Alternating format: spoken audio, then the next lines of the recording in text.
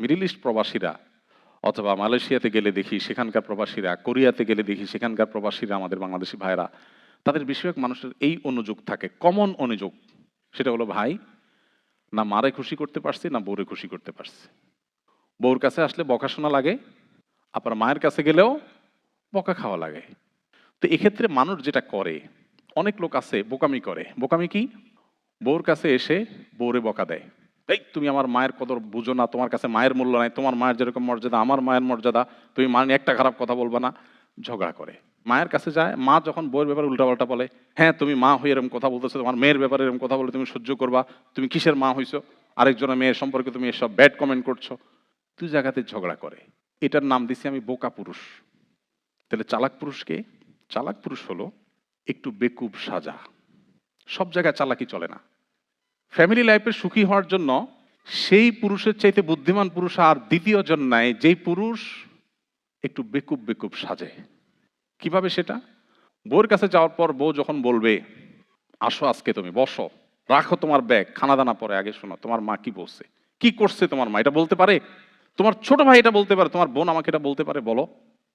তখন যদি আপনি বলেন যে কি হয়েছে বলছে, তুমি ধৈর্য ধারণ করো, তখন তো যুদ্ধ লেগে যাবে। আপনি তখন বলবেন, ওহ স্যাড, ভেরি ব্যাড, আমার মা এটা বলছে, ইস, কলিজাটা আমার ছিঁড়ে গেল, আমি আর নিতে পারছি না। তোমার এটা বলছে? কিভাবে বললো মা এটা? আরে দেখো, কোরআন হাদিস মাকে সম্মান করতে বলছে, উফ বলা যাবে না মায়ের সামনে, এটা যদি না থাকতো তাহলে আজকে আমি দেখে নিতাম, কিন্তু দেখো আমি তো পারছি না, এই জন্য মা, ইস, অন্য কেউ হইতে আজকে আমি হাতা গোছায় ফেলছিলাম, তোমার এইটা বললো। আসলে বলছে কিনা সেটা আপনার দেখারও দরকার নেই। জাস্ট আপনি এই কাজটা যদি করেন, দেখবেন স্ত্রীর রাগ একদম আকাশ থেকে পাতালে ধাপ করে নেমে যাবে। সে অর্ধেক স্যাটিসফাইড হয়ে যাবে যে আমার স্বামী আমার ইস্যুটাকে অন্তত সিরিয়াসলি নিয়েছেন।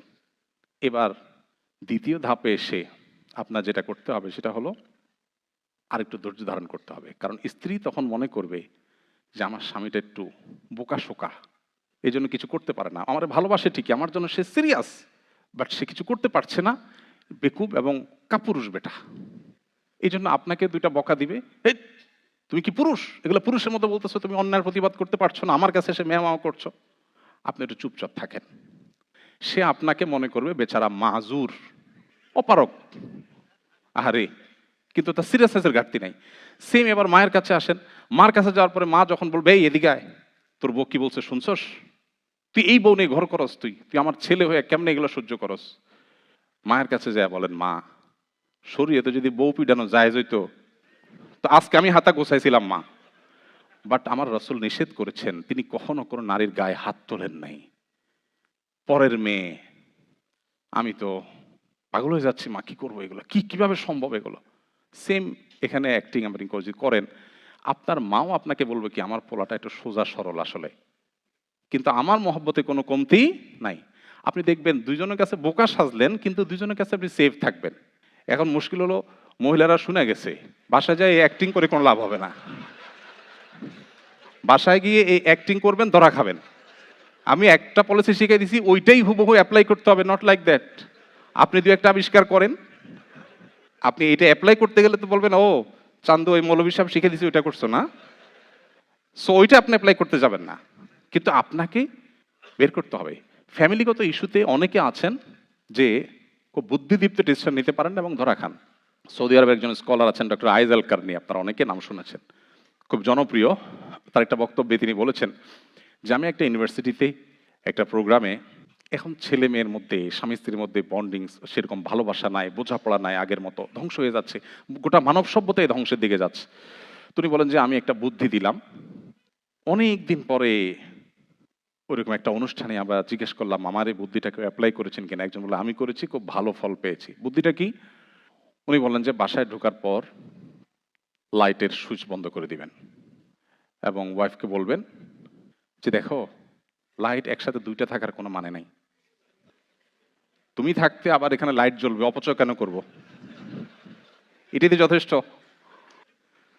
শরবত বানায় নিয়ে আসলে বলবেন খবরদার চিনি দিও না, কেন, কবে থেকে সুগার খাওয়া ছাড়ছো? না, সুগার খাওয়া ছাড়ি নাই, তুমি আঙ্গুলটা চুয়াই দাও একটু, দ্যাটস এনাফ। এটা চিনির চাইতে বেশি মিষ্টি হয়ে যাবে ইনশাল্লাহ আমার কাছে। তুমি বলেন যে দেখেন, স্ত্রীর সাথে এই টাইপের আলাপ জায়েজ আছে। হাদিসে শুনছেন না আপনারা, বউয়ের সাথে মিথ্যা বলা জায়েজ? এর মানে এই না যে আপনি বাজার থেকে $20 দিয়ে মাছ এনে বলবেন আমি $5 দিয়ে কিনছি। বেশিরভাগ মহিলারা, আমাদের দেশে মহিলাদের কথা বলছি, টেন্ডেন্সি হলো জামাইয়ে কেনাকাটা করে যদি ধরা খায়, তো ধরা খায়া বেচারা যদ্দুর কষ্ট পায়, বউয়ের বকা খায় তার চেয়ে বেশি কষ্ট পায়। কারণ বউ তারা গোষ্ঠী উদ্ধার করে যে একটা জিনিস পর্যন্ত কিনা শিখে নেয় তোমার মা, এটার দাম এত। তো এখন যদি আপনি সেখানে মিথ্যা কথা বলেন, এটা শাড়ি আইনা বলেন এটা এত টাকা নিছে, আসলে অত টাকা নেয় নাই, আপনি ট্যাগ তুলে ফেলছেন, কোনোভাবে যদি ধরা পড়েন তাহলে কোনো রক্ষা আছে? তো এই জন্য শরীয়ত ওই রকম মিথ্যা বলতে পারে না। মিথ্যা বলো কি, তুমি চাঁদের চাইতেও সুন্দর, আর চাঁদের চাইতে উজ্জ্বল মানুষ হয় নাকি আবার? কিন্তু এই কথাটা আপনি একটু বাড়ায় বললেন, এবং এটা কিন্তু আসলে অভিনয় না, ভেতর থেকে আসলে এটা ধারণ করা দরকার। দিন আমাদেরকে, আমাদের ইসলাম আমাদেরকে বলে যে আমাদের স্বামী স্ত্রী পরস্পর মধ্যে এরকম বোঝাপড়া হবে। দেখুন, আমি একটা কথা বলি, পশ্চিমা পৃথিবী আমাদের বাংলাদেশের বা সাবকন্টিনেন্টের মানুষের চাইতে জ্ঞানে, বিজ্ঞানে, তথ্যে, প্রযুক্তিতে, শিক্ষায়, অনেক ক্ষেত্রে গবেষণায় আমাদের চাইতে যদি তারা 50 বছর এগিয়ে থাকে, দাম্পত্য সুখের বেলায় আমরা ওদের চাইতে 100 বছর এগিয়ে আছি। সো আমাদের এই জিনিসটা ধরে রাখতে না পারলে আমাদের সুখের আর কোনো জায়গা থাকবে না। এই জন্য ইসলাম আমাদেরকে বলে, কোনো স্বামীর সাথে তার স্ত্রী যদি ভালোবাসার সম্পর্ক থাকে, স্যাক্রিফাইসিং মানসিকতা থাকে, সবর এবং শকর থাকে, সবর এবং শকর, এই দুটা জিনিস ছাড়া দাম্পত্য সুখ কখনো হয় না। এই দুটো জিনিস খুবই লাগবে, শকর এবং সবর। দেখবেন তাদের পারিবারিক জীবনটা জান্নাতি জীবন হয়ে যাবে। আর এই পৃথিবীতে পারিবারিকভাবে যে সুখী নয়, সে সুখী হতে পারে না কোনোভাবে।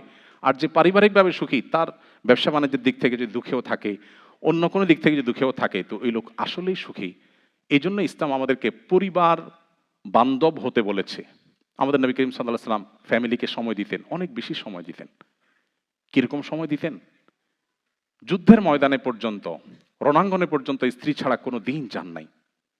তার জীবনে বছরের 10 দিন এতেকাফে থাকতেন, সে 10 দিন স্ত্রীর সঙ্গ পেতেন না।